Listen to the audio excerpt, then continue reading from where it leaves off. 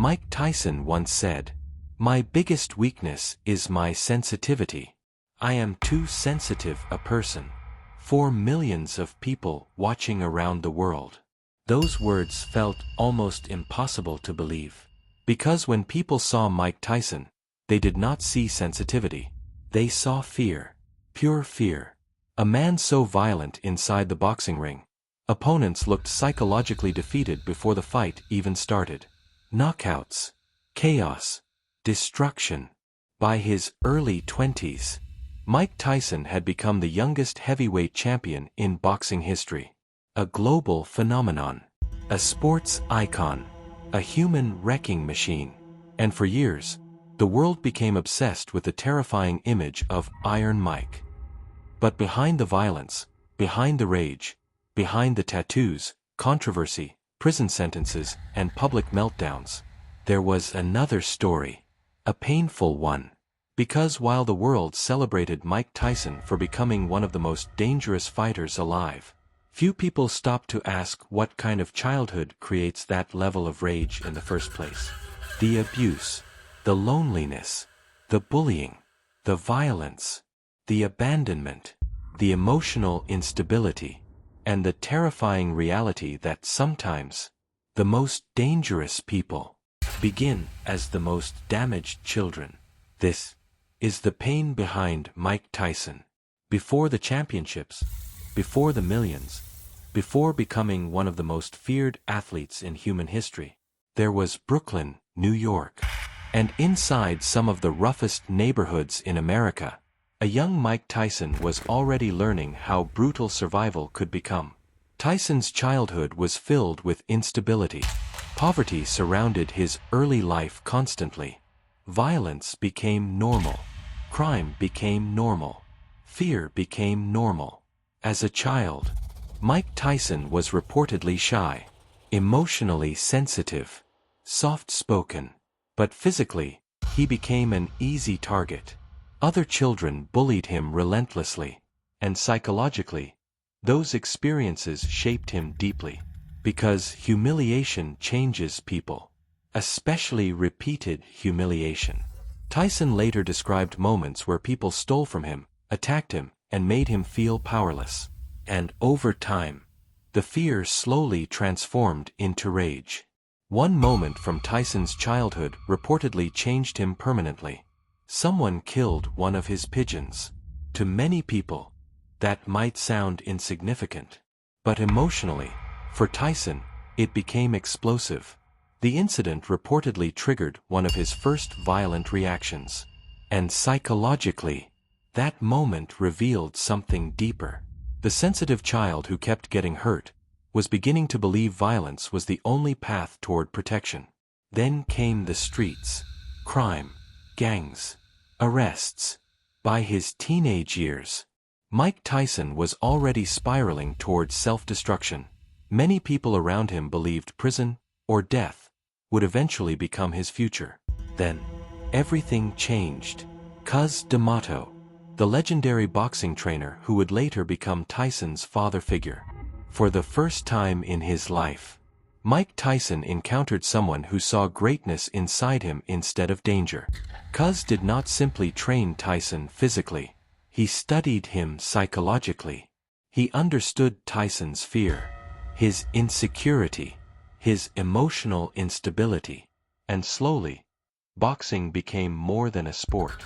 It became identity, protection, purpose.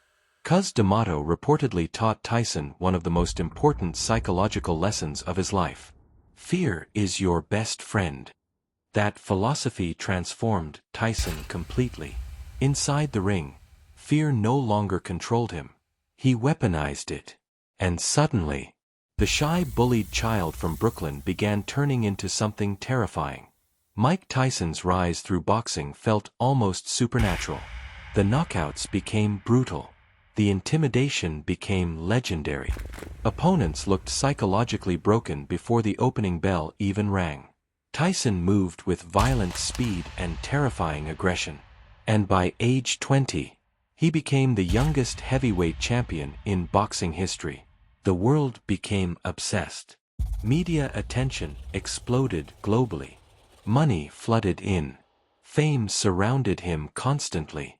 But psychologically, Tyson was still emotionally fragile underneath the image of invincibility. And then, the emotional foundation beneath him disappeared. Cus D'Amato died before Tyson reached his full greatness. The loss devastated him.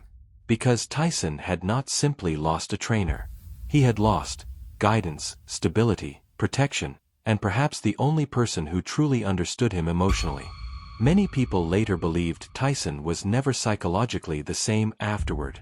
Because suddenly, the world's most feared fighter became emotionally alone. And fame only intensified the chaos. Tyson's life spiraled into excess. Luxury, parties, women, drugs, violence, media controversy. The pressure surrounding him became enormous. Because by that point, Mike Tyson was no longer treated like a human being. He became a global spectacle. And once the world transforms you into spectacle, your breakdown becomes entertainment. The emotional instability that once fueled Tyson's greatness slowly began destroying him publicly. Then came prison. One of the darkest chapters of Tyson's life. The conviction shocked the world. Suddenly, the most feared man in boxing looked psychologically shattered. His image changed permanently. Some defended him passionately. Others condemned him completely. But regardless of opinion, the emotional collapse became impossible to ignore. Because Tyson's life no longer looked like domination. It looked like self-destruction.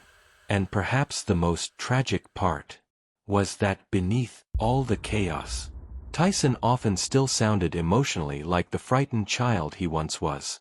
Over the years, Tyson experienced repeated personal pain, financial collapse, public humiliation, addiction, mental health struggles, the devastating loss of his daughter, Exodus. That tragedy alone nearly destroyed him emotionally. Because beneath the violence, beneath the fame, beneath the terrifying public image, Mike Tyson remained deeply emotionally vulnerable. And slowly, people began seeing another side of him. Older Tyson interviews felt different, calmer, reflective, emotionally honest. At times, almost painfully self-aware. He openly discussed trauma, fear, ego, self-hatred, emotional pain, and for many people, those moments became more powerful than the knockouts themselves, because the world was no longer seeing Iron Mike. They were finally seeing Michael Tyson, the human being underneath the legend. Today, Mike Tyson remains one of the most recognizable athletes in human history. His knockouts became legendary. His intimidation became iconic. His influence changed boxing forever. But behind the success story, there is also a darker human story. A frightened child growing up inside violence. A bullied teenager searching for protection. A sensitive boy taught to survive through aggression. A global icon emotionally consumed by fame and trauma. And a man who spent much of his life fighting battles far beyond the boxing ring. Because sometimes, the people who look most dangerous externally are carrying the deepest wounds internally. And sometimes, the pressure of surviving pain can transform a human being into both a legend and a tragedy at the same time. If you enjoyed this documentary, subscribe to Dark Human Stories for more psychological sports documentaries, emotional celebrity stories, hidden struggles behind greatness, and powerful untold human stories. And remember, the world often fears violent people, without ever asking what happened to them before the violence began.